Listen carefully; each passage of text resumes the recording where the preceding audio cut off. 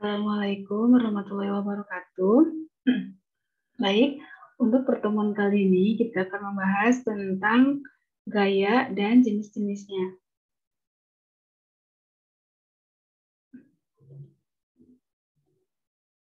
Nah, di sini yang akan kita bahas itu ada 4 pokok bahasan ya.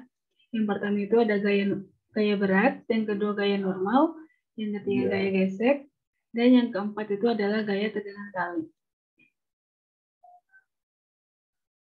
Kita masuk ke pengertian gaya terlebih dahulu. Nah, di sini itu gaya adalah suatu tarikan atau dorongan yang dapat mengubah kecepatan benda. Nah, gaya dapat menyebabkan benda diam menjadi bergerak, benda bergerak menjadi diam, benda bergerak menjadi lebih cepat atau lebih lambat. Selain mengubah kecepatan benda, gaya juga dapat mengubah bentuk benda. Misalnya, plastisin yang akan berubah bentuk setelah ditekan. Nah, setelah kita mempelajari hukum 1, 2, dan 3 Newton, masih ingat tentang gerak? Masih ya? Nah, di sini itu contohnya itu hukum 2 Newton. Ketika kita mendorong sebuah meja sendirian, kita mempunyai gaya kan? Kita memberikan gaya terhadap meja tersebut, sehingga meja tersebut akan bergerak. Tapi beda kasus lagi, kalau kita mendorong mejanya 2 orang, maka gaya yang diberikan kepada meja tersebut lebih besar atau lebih kecil? Lebih besar ya, sehingga kecepatan dari benda tersebut akan semakin cepat. Nah, ini adalah yang mempengaruhi gaya. Semakin besar gaya yang kita berikan terhadap suatu benda, maka semakin cepat pula kecepatan benda bergerak. Semakin kecil gaya yang diberikan kepada benda, maka semakin lambat juga benda bergerak.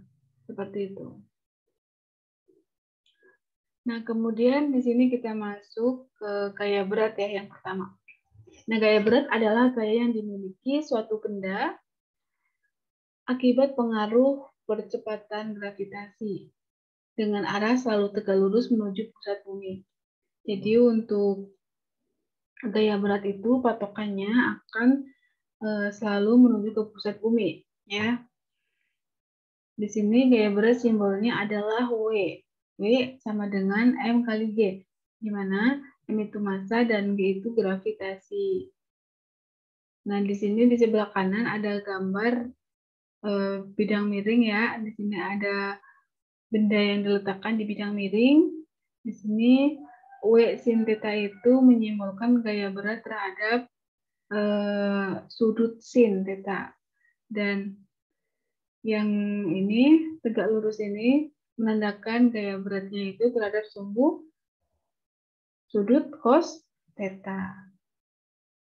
Kita lanjut di sini langsung ke contoh soalnya.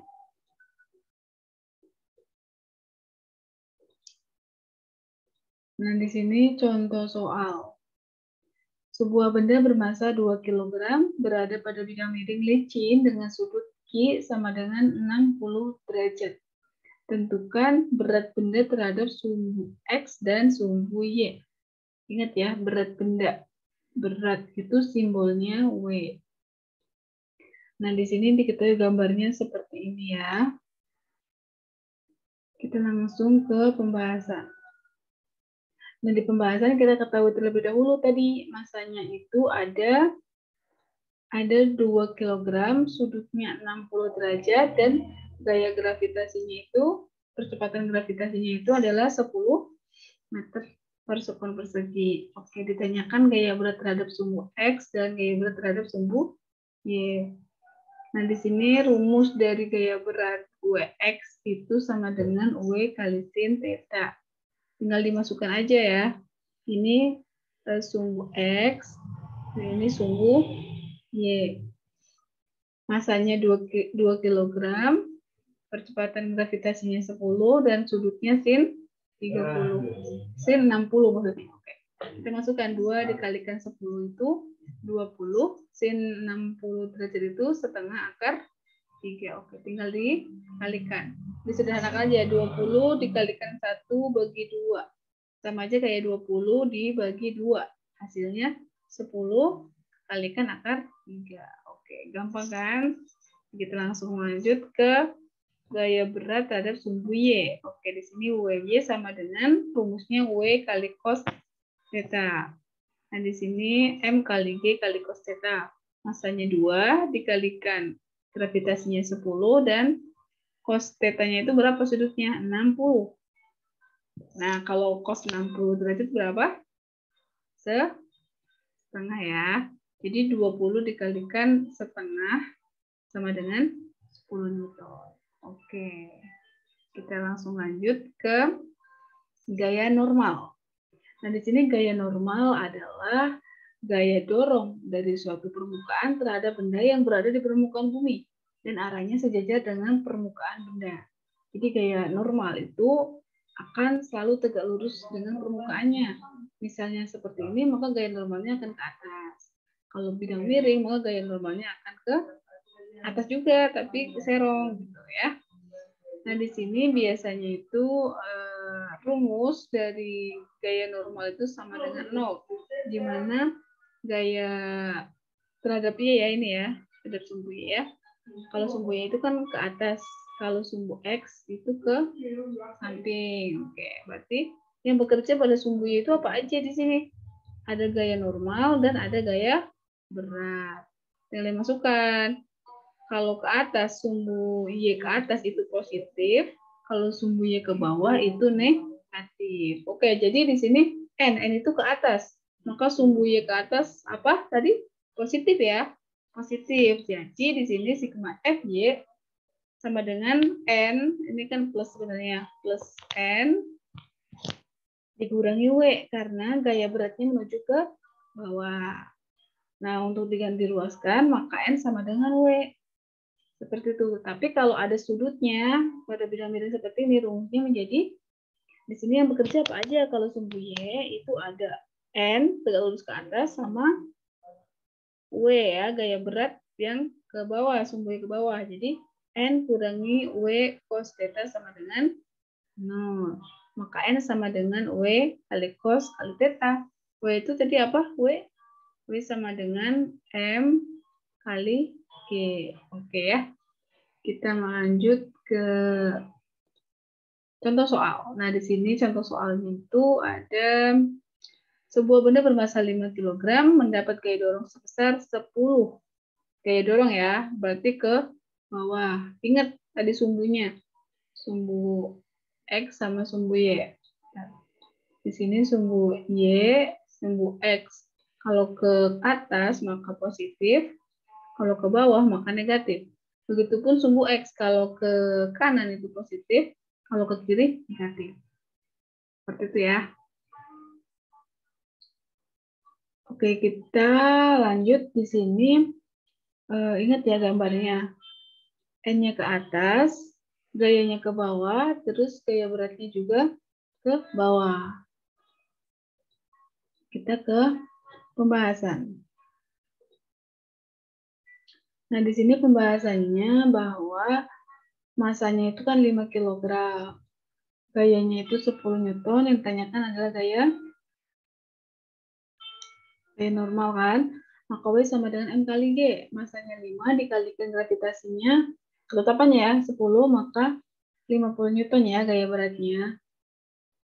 Oke, kemudian berdasarkan hukum 1 Newton diperoleh bahwa sigma Fy sama dengan 0.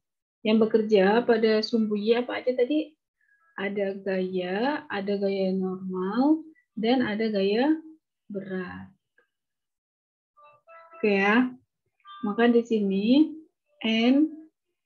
N-nya itu ke atas ya, berarti positif. Min W-nya itu ke bawah, gaya beratnya ke bawah, berarti negatif. Dan gaya tekannya itu ke bawah juga, negatif. Nah, untuk mencari N, maka tindak luaskan saja untuk gaya berat dan gaya tekannya. Jadi ke kanan jadinya positif. Nah, untuk gaya beratnya udah diketahui 50 dan gaya tekannya itu adalah 10. Jadi 50 ditambah 10 hasilnya 60. Seperti ya. Fisika itu mudah. Oke. Kita kita lanjut. Kita lanjut ke gaya gesek. Nah, di sini gaya gesek adalah gaya yang timbul akibat dua permukaan kasar saling bersentuhan. Gaya gesek arahnya selalu berlawanan dengan arah benda dan selalu sejajar dengan bidang sentuh. Nah, di sini gayanya itu ke kanan. Pasti gaya geseknya akan selalu berlawanan, yaitu ke kiri. Nah, di bidang permukaan ini, benda ini ada 4 macam gaya, yaitu gaya normal yang selalu tegak lurus dengan bidang dan arahnya ke atas, gaya berat yang selalu menuju gravitasi, di sini gaya yang diberikan ke kanan, dan gaya geseknya selalu berlawan arah dengan gaya yang diberikan. Oke, kita masuk ke sini selanjutnya. Nah, gaya gesek itu dibagi menjadi 2. Di sini itu ada gaya statis, dan gaya gesek kinetis. Gimana kalau gaya gesek statis itu pasti gayanya itu yang diberikan masih 0, masih posisi diam. Tapi untuk gaya gesek kinetis itu yang sudah bergerak. Nah, seperti di sini rumus dari gaya gesek statis ya, di sini itu Fs sama dengan US dikalikan N. Untuk gaya gesek kinetis itu FK sama dengan YK dikalikan N. Oke.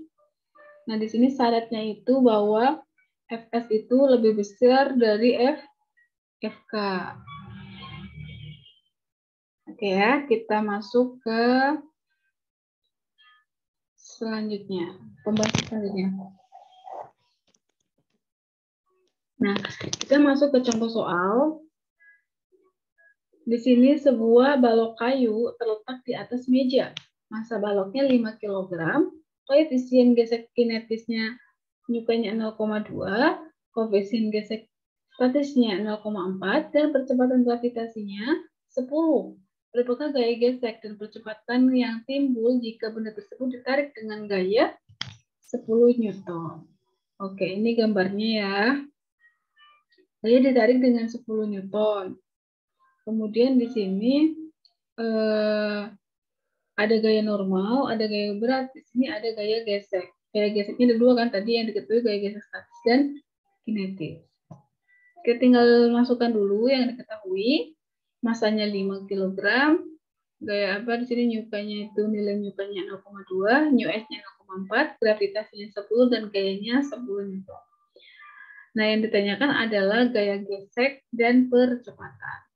Maka yang pertama kita cari terlebih dahulu adalah gaya gesek statis maksimal ya. Oke. Fs itu rumusnya Fs sama dengan US kali N. Nah, untuk mencari N kita menggunakan ini. N sama dengan M kali G. Kenapa N sama dengan M kali G? Karena di sini yang bekerja pada sumbu Y itu ada N dan W. Di mana tadi sudah dijelaskan bahwa sigma F Y itu sama dengan 0. Iya kan?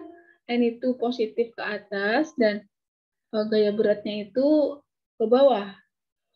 Jadi negatif sama dengan 0. Maka untuk mencari N sama dengan W. Ya, seperti ini. Oke, jadi untuk N-nya udah diketahui nih, 50 dimasukkan. Kemudian setelah dimasukkan, dihasilkan 20 Newton. Kemudian jika balok ditarik dengan gaya F10 Newton, maka gaya lebih kecil dari gaya gesek statis. Maka baloknya akan diam. Dimana di sini kan gaya geseknya 20, tapi gaya tariknya, kita nariknya cuma 10. Ya kan? Jadi, maka gaya gesek statisnya itu lebih besar dari gaya tarik kita sendiri. Jadi balok tersebut otomatis akan diam. Nah, kemudian untuk mencari gaya gesek yang bekerja pada balok adalah gaya gesek statis ya. Gaya gesek statis di sini itu nilainya 20 Newton.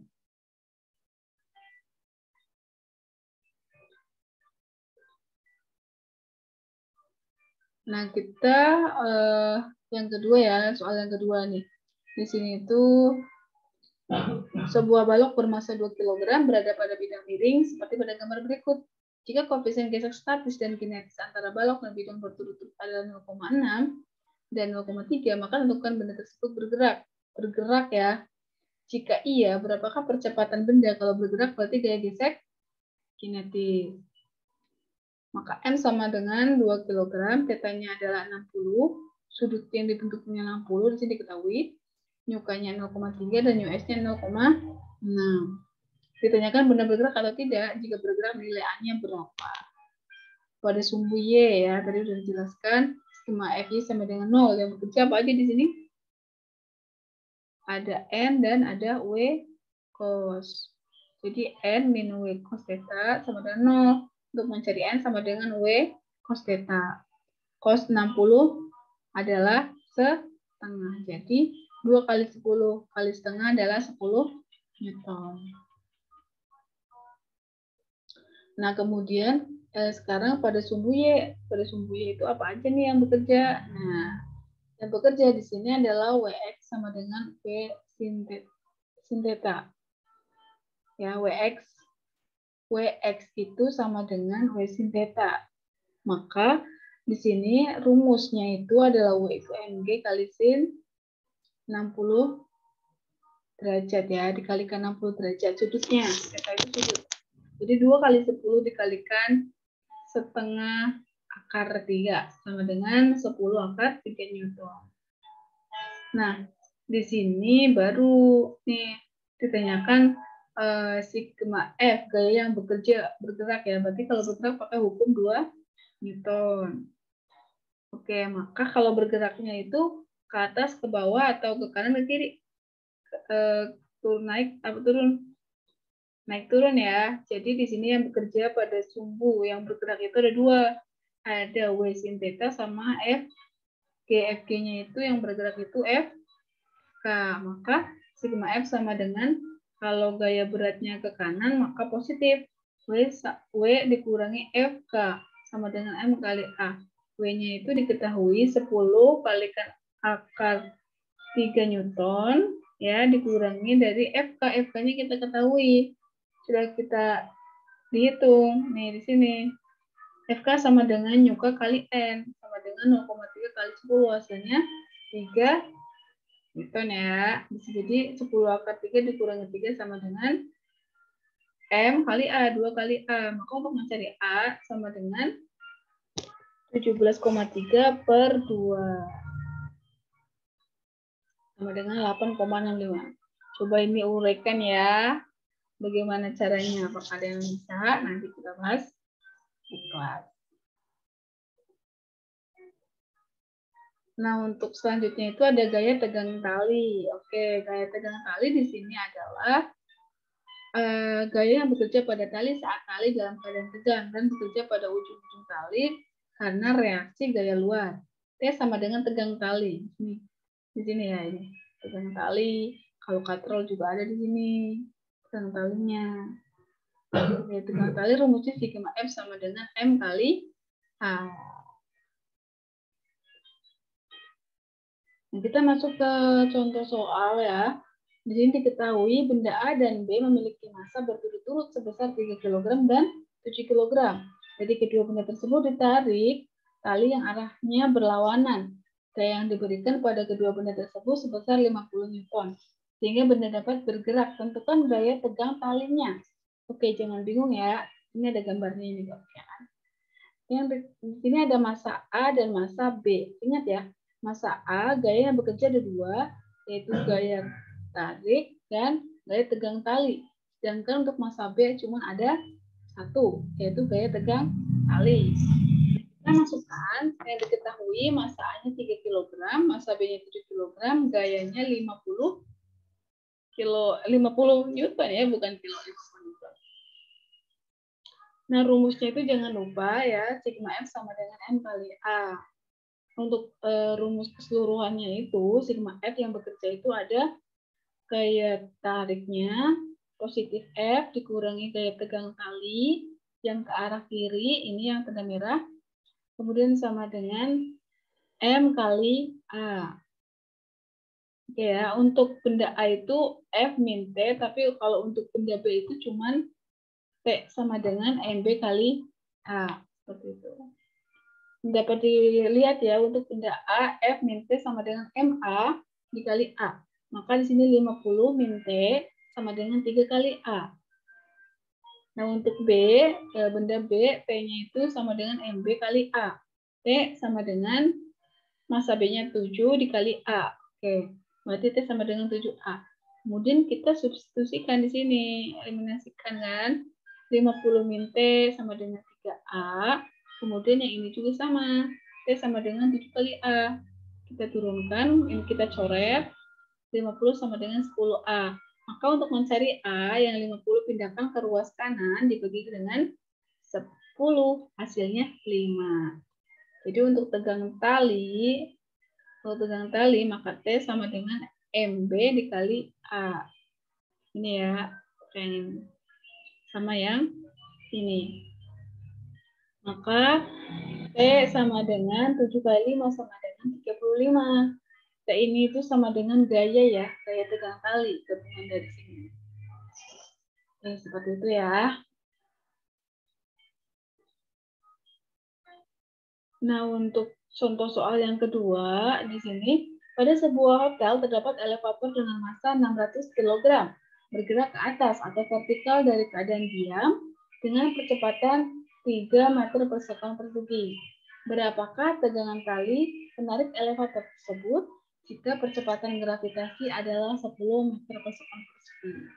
Pembahasan. Nah, jangan lupa masanya diketahui dulu. Masanya di sini adalah 600 kg, percepatannya 3 meter per second persegi, gravitasinya 10 meter per second persegi. Ditanyakan gaya tegangan tali ya. Gaya tegangan tali di sini. Sigma F sama dengan A. Nah, di sini yang bekerja itu apa aja? Ada tegangan tali udah pasti sama gaya berat yang selalu ke bawah. Maka T min W sama dengan M kali A. T sama dengan, di sini W itu dipindahkan ke kanan ya, jadi M kali G. Maka M kali G tambah MA sama dengan M-nya kita keluarkan saja, M sama dengan G tambah A. Jadi 600 dikalikan 10 tambah 3, jadi 7.800 Newton. Oke, terima kasih ya. Semoga bermanfaat dan selamat belajar. Wassalamualaikum warahmatullahi wabarakatuh.